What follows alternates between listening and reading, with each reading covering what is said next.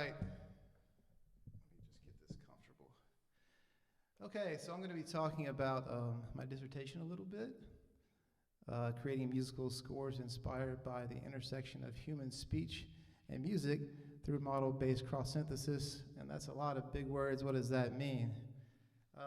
The main thing is that I'm really interested. I've been interested for a long time in the kind of the gray area between music and speech, because I think that speech is so musical, and it's a great way. I started composing that way when I was in Iraq in the army, transcribing speech, Arabic speech, and making pieces of music out of it that way.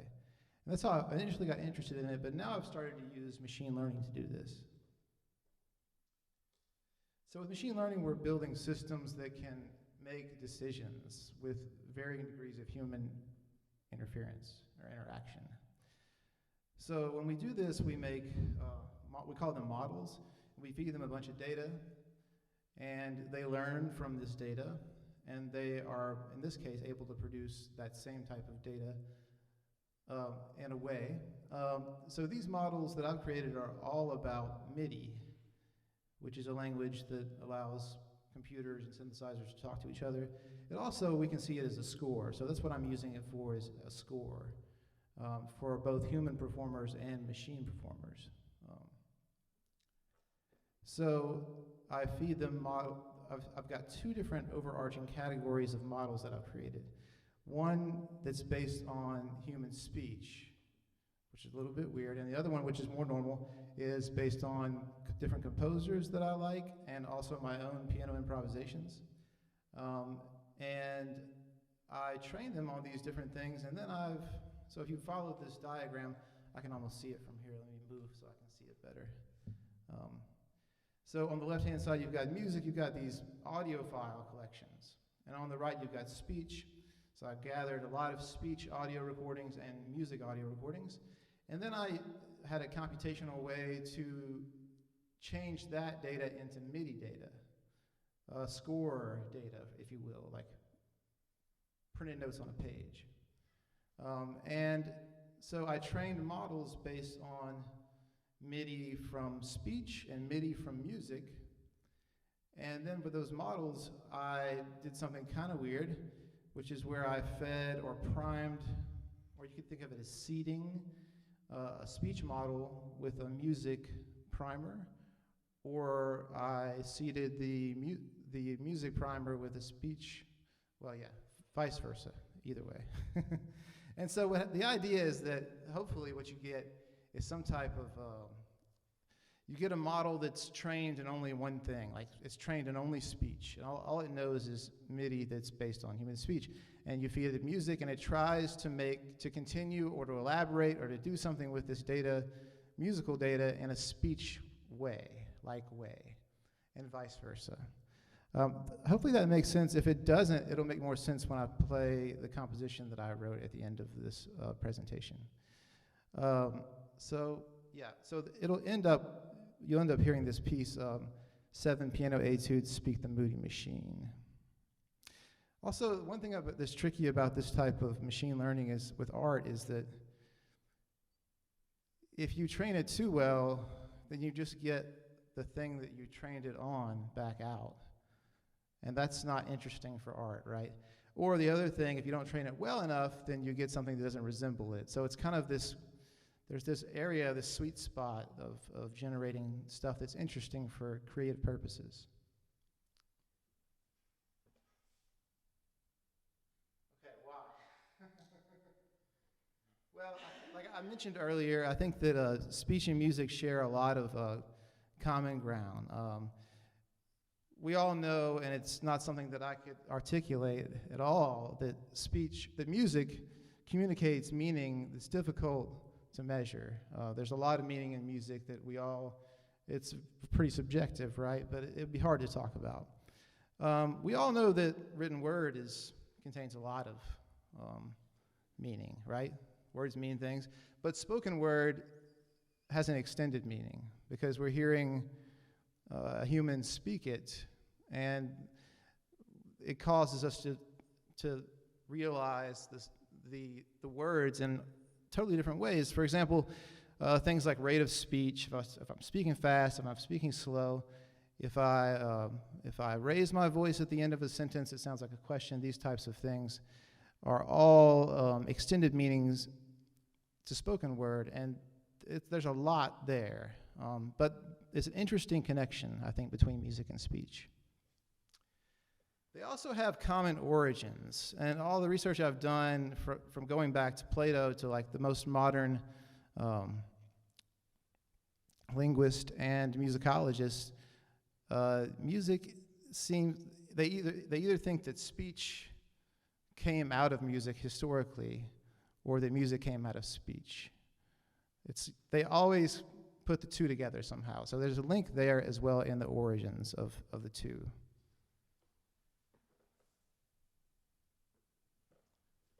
All right. So I was trying to break down, when I wrote this paper, these four elements of music: rhythm, melody, and harmony. To varying degrees, it was successful. I read some studies such as, there's one that talks about this thing called normalized pairwise variability index, which is just a way that linguists they measure duration of vowels in human speech. So this is all about rhythm, which is a type of rhythm. So, for example, English and French are very different in this way. They're durations of vowels. So stressed vowels in English are going to have a longer duration, where typically in French, a stressed vowel is going to have the same duration it would anyway. So in one study, someone compared, actually his name is Ani Patel, compared English music from the turn of the 19th century to French music of the same time period, and compared it to the speech variability. So they used this linguistic tool to analyze the music, and they found a lot of similarities. As far as pitch, we have, humans have a certain range, something like 240 pitches that we can discern around the middle range, frequency range. However, we use very few of these to make music, and some people have suggested that this is because of spectral elements of speech that came about when we were developing our music and our speech. Harmonically, it's a little bit trickier to talk about. It's more spectral in a way, but the intervallic relationships between our first and second formant, our head cavity and our throat, which is how we make these sounds, they're necessary for speech to be discernible. But some people have compared the intervals that are possible between these, that are common between these two formants, and found that a large percentage are part of the pentatonic scale and a large percentage are part of the diatonic scale as well, not to mention the chromatic scale.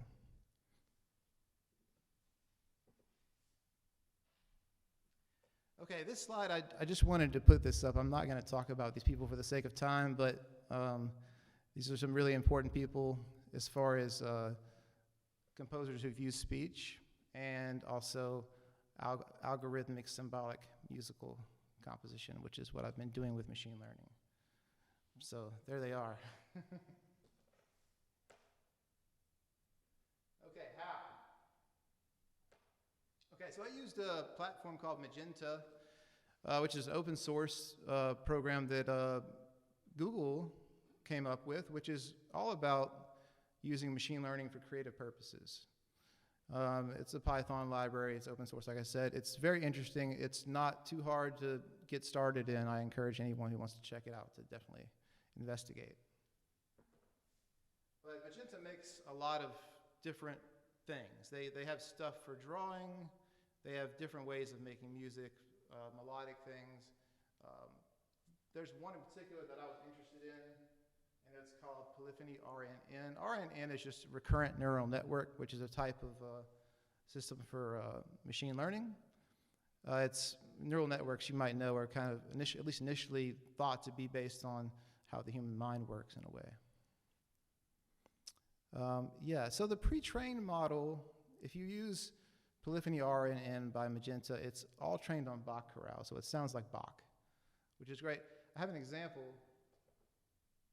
and this example, I generated this for this presentation, and it didn't sound exactly like Bach. It sounded a little quirky to me, but I wanted to use it because I think that's one of the interesting things about machine learning is you really never know what you're going to get. Like, I didn't prime this with anything. I just said, make me so many measures of music, and it just did it. And this is what it sounds like.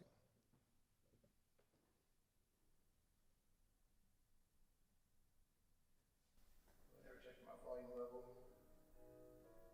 Well, let me start that over.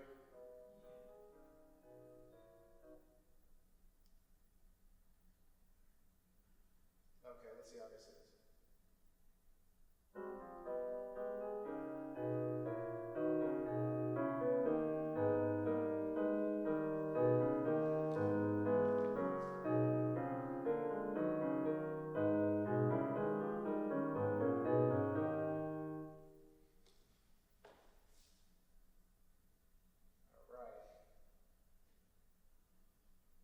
So that's the pre-trained Bach model, and these are the models that I made.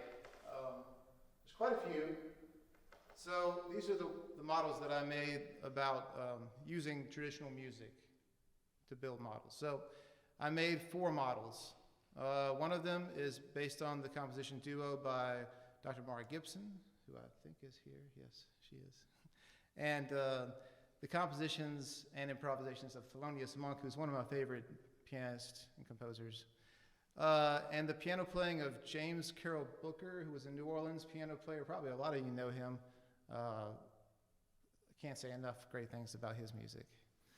And then me, you know, which I like myself as well, but it's not quite as much as James Booker or Thelonious Monk or maybe Dr. Gibson. But these are all piano improvisations. So I just recorded myself playing for 1 minute a day for a few months. And just whatever popped in my head.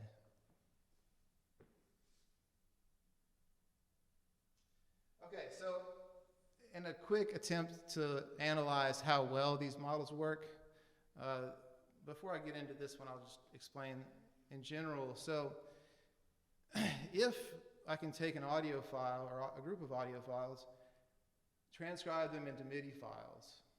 Well, first of all, actually, I'm sorry, I'm on the wrong page in my head right now.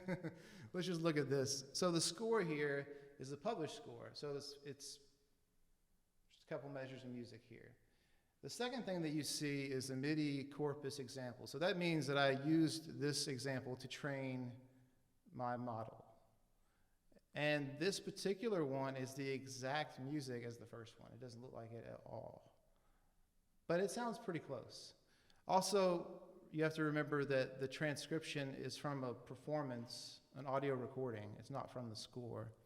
So a human had to interpret this and play it, or 2 humans in this case. And then this program I have transcribed it. And the last thing you see is an example of a generation that the model made. So we've got the score, what was used to train the model, and what the model generated. And you can see some similar characteristics here. I think it says, I can't really read it well from here, but extreme register use is one of the things, repetitive figures. There's a lot of similarity there. If you read my dissertation, you can get really into it. So here's Thelonious Monk. He was a good choice, I think, not only because his music is amazing, but also because he's very recognizable. It's not hard to say that's Monk, you know. So in that way, it was easy to evaluate how well this works, right?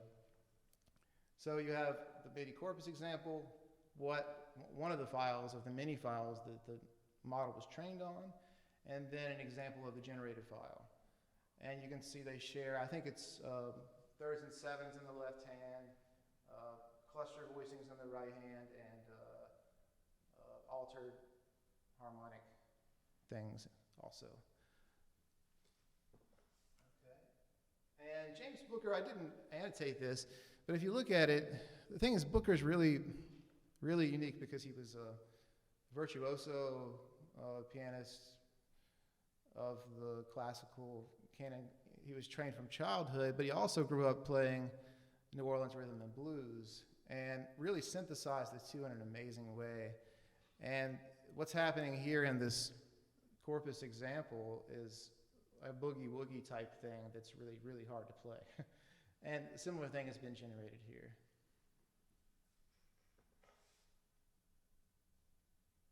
Okay, and my own stuff, there's some similarities between the two. I've got, I forgot what I wrote, I can't read it from here. Chromatic intervals, a lot of chromaticism. Intermoving voices and pedal points. Yeah, that makes sense. Okay, so this is where it gets interesting and weird. Okay, so models that I trained based on characteristics of human speech. So I made 3 overarching categories in this, and one of them is neutral, one of them is amused, and one of them is angry speech. So these are like emotional states of speech, right? And evaluation. So well, let's just check this out first. So I just want you to hear an audio recording of someone speaking, and then hear the MIDI version of it transcribed. So I'll play one.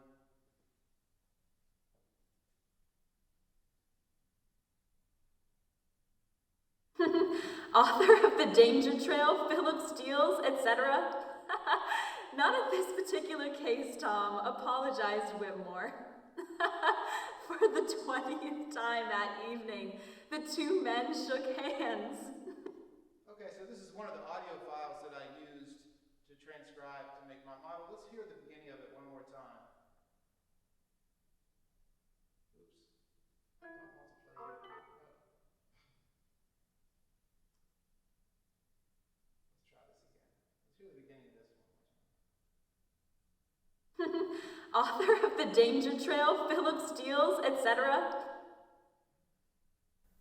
Okay, now see if you can hear that voice in this MIDI file.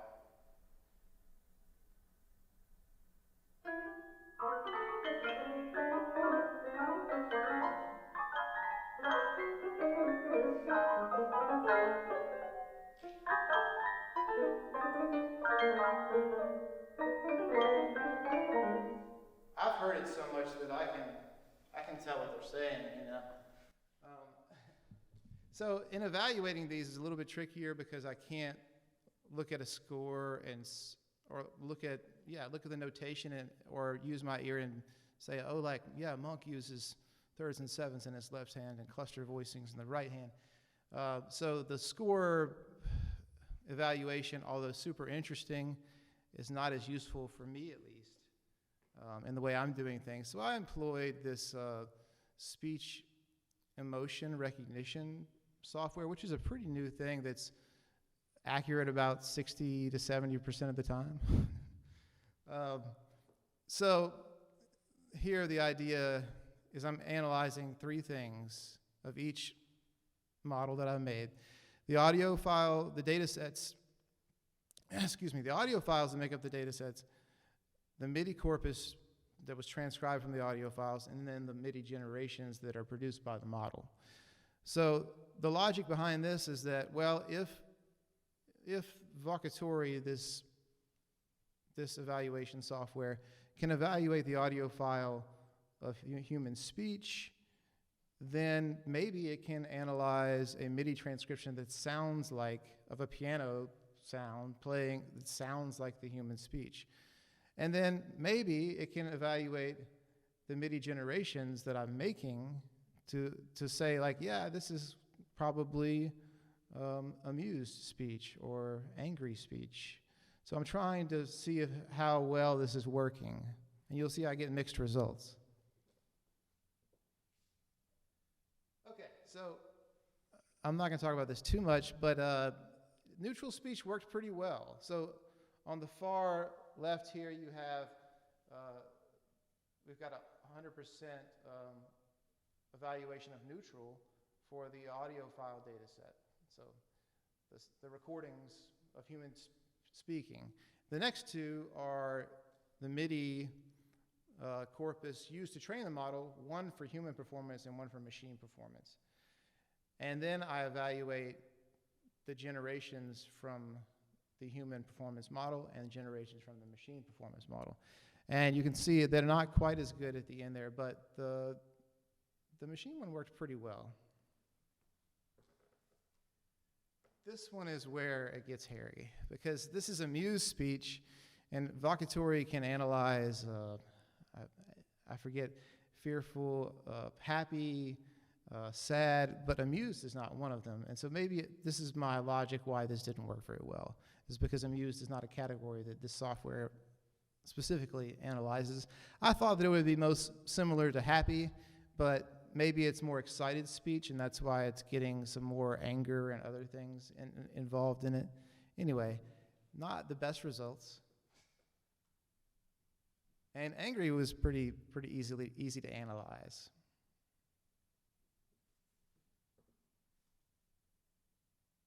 Okay, so the compositional process. So computational steering is a term that I'm using. Interactive control over computational processes through adjustments of input parameters. And I'm cross-synthesizing models, meaning I'm taking things that belong to another model that would either train the other model or were produced by the other model, and feeding them as primers into a different model.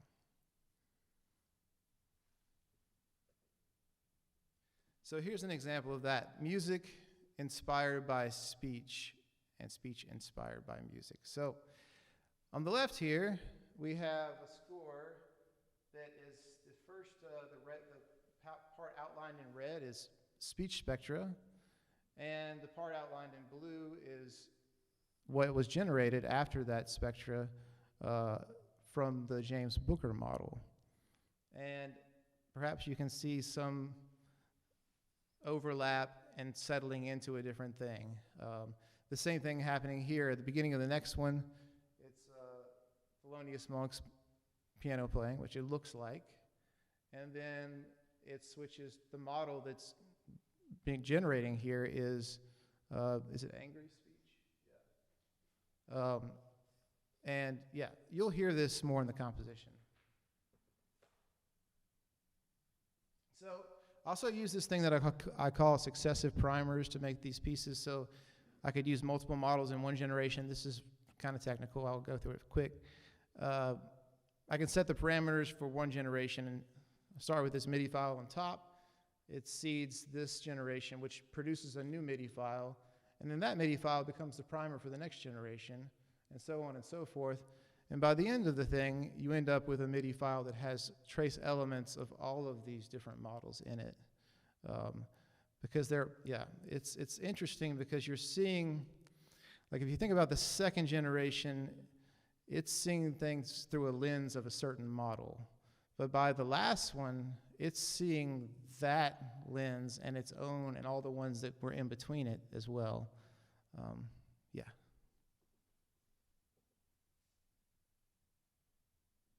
Okay, here's some code.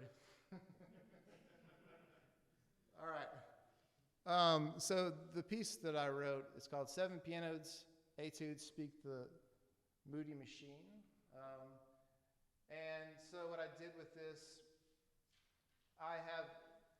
the idea is to have two different performers. The video you're going to see is going to be just a machine performer, but the idea is that it's a human pianist and a disc clavier piano, which is like a modern player piano. It plays itself. And they rotate. The idea is that one person would be sitting at a piano and playing the human part, and then like on the second one, it would switch to a machine performer. And they would flip-flop until the last one they both play together. The dates and information like 1440 type, that's a reference to all the human performed etudes. I'm referencing dates in the Industrial Revolution. and all the machine-performed etudes I'm referencing dates predicted by Ray Kurzweil about the singularity and the future of artificial intelligence. So I'm kind of trying to make the listener think a little bit about perspective, you know, because I'm sure during the Industrial Revolution, things seemed kind of scary for them, and now we're pretty okay with that. So I don't know. Okay, so now I'm going to transition and play the actual piece for you.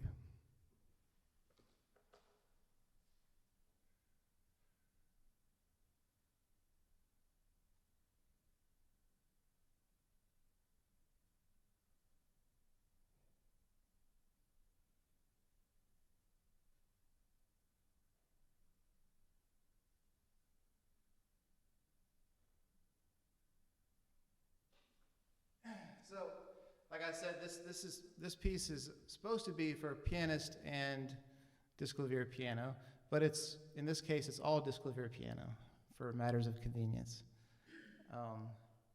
Anyway, I hope you enjoy it.